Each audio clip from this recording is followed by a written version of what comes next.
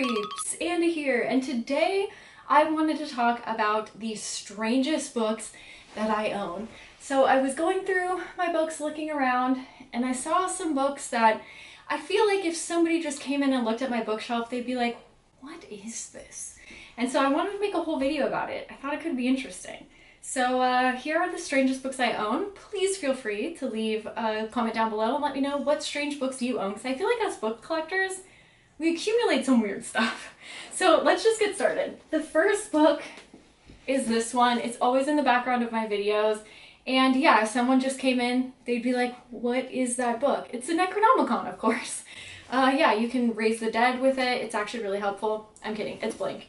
Well, the end pages are blank. So these are handmade from a guy, I want to say he's in Canada, but don't hold me to that. I'm not exactly sure where he is, but he makes these by hand, and I think they are leather bound. They're quite expensive. They're definitely not, you know, super cheap, but I think that they're handmade and they're all unique. It's like a one-of-a-kind kind of piece. I have been looking at these for forever, and if you don't know, my husband and I got married on Halloween, and then we had our wedding a year or two later, and I told him, and it was around Halloween, but it wasn't on Halloween, and I told him, oh my gosh, wouldn't it be funny if we had this for, like, you know, that book that everybody signs when you get married? And so yeah, that's what we did. So it has all signatures and notes and stuff from all of our friends and family, which makes it even more special. And not to get too sentimental, but it's extra special because my dad passed away like 2 weeks after my wedding, but he was able to come to my wedding, and he wrote like a big long message in here. So this is actually one of my very special books that I own for multiple reasons. But anyways, it is weird. And if somebody saw this, they'd be like, why are you summoning demons? But honestly, it's really cool, and these books are awesome. I'll leave the link to this guy's Instagram or storefront or whatever, wherever he sells these, down below. Again, they're expensive. They're like probably close to $100, $200, some of them, depending on which one you get. But yeah, really freaking cool book. And just to have this sit out all the time, it's always on my shelf, always like behind me somewhere, because it's really awesome. So yeah, that's probably one of the stranger books that I own. This one's pretty weird too, though. This is How to Defend Yourself Against Alien Abduction. This is by Anne Druffel, and I bought this one because I did a whole video about the strangest horror books ever, and I'll leave that video linked down below if you guys want to watch that. I read some interesting stories, I'm not gonna lie, but I bought this thinking that it was gonna be a funny guide to alien abduction. It is not. It is very serious. It is like, if you are being abducted by aliens, step by step, here is what you do. Pretty wild, pretty interesting to read. If you are faced with alien abduction, you might want to pick this up. If not, it's a weird book to have and to read. And probably I am one of a few people that have this on their bookshelves. But yeah, it talks about mental, physical struggles, metaphysical methods of expelling aliens, spiritual repellents, all sorts of things. So it was a very interesting read. I'll leave that video link down below in case you guys want a more in-depth and to see what other weird books that I have, because I read a lot of strange ones for that video. This is another horror one. I guess we'll talk about this one. This one, I don't know, is so weird. It's weird because it's like a kid's horror book, but this is called The Horrific A to Z, an alphabetic collection of all things horror. And it just has like, here, let's just go to the first one. It says, A is for Audrey, Little Shop of Horrors. And then it gives a little paragraph about Little Shop of Horrors. B is for Bela Lugosi, and then it talks about Bela Lugosi. This is honestly so cool. E is for The Exorcist. It's one of the coolest books that I found. H is for Hannibal Lecter. And if we ever have children, K is for Freddy Krueger, this is how they will learn their alphabet. I'm joking. But yeah, I just thought that it's a kind of a weird book to have. It's a little bit random, but it was $3 at my used bookstore, and it gives you decent information too. It tells you stuff that I didn't know about certain movies and stuff. It's pretty entertaining. So it's a strange book, but it's also very cute and cool. This one has nothing to do with horror, or these two have nothing to do with horror, but they're freaking weird. And if you didn't know me, you'd be like, why do you have these books? So this is called Signs of Drug Use, and it's not signs that someone is using drugs, it's like sign you know, like American Sign Language. Because if you didn't know, I have my associate's degree in American Sign Language.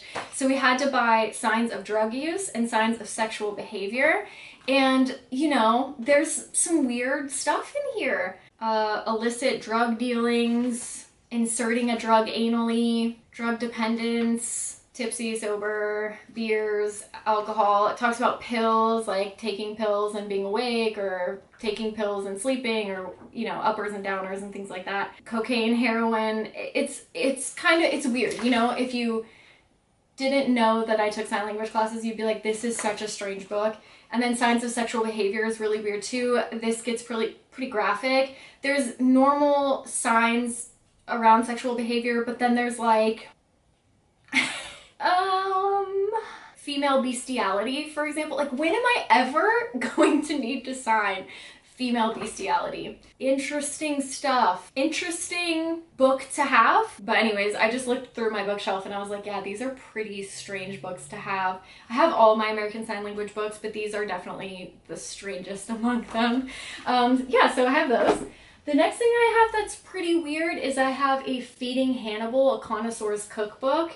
And it says on the back, it's so cute, it says, disclaimer, this book is intended for fannibals and foodies, not cannibals. Please don't eat your friends.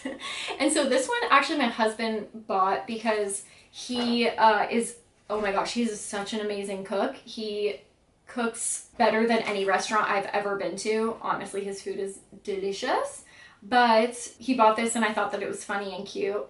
And some of it is just normal, like that one says duck wraps, but then some of it is more Hannibal related. And there are some pictures in here, like here's a picture of a hand with meat. And then I think this is about the TV show Hannibal and not a movie, not any of the movies or books. So I don't know if it has to do specifically with the show or if it's just kind of, they're definitely fancier types of food, but yeah, I don't know. I thought this was pretty weird. And this is always on our kitchen counter, or it was until we moved here. I don't know, I don't think he's cooked anything from this yet. Tomato roses, that's kind of cool. I don't know, maybe let me know. Do I have to do a video where we cook some Hannibal delicacies? Maybe I'll have my husband do it because you do not want to see me cooking. I will murder everybody with my awful cooking. To be honest, one time I made instant pudding wrong and I cried as a kid. That is a true story. But anyways, yeah, so I thought this was a cute book, pretty random to have. And this one's kind of weird. It's called The Instruments of Torture. I really wanted to do a video on weird instruments of like medieval torture.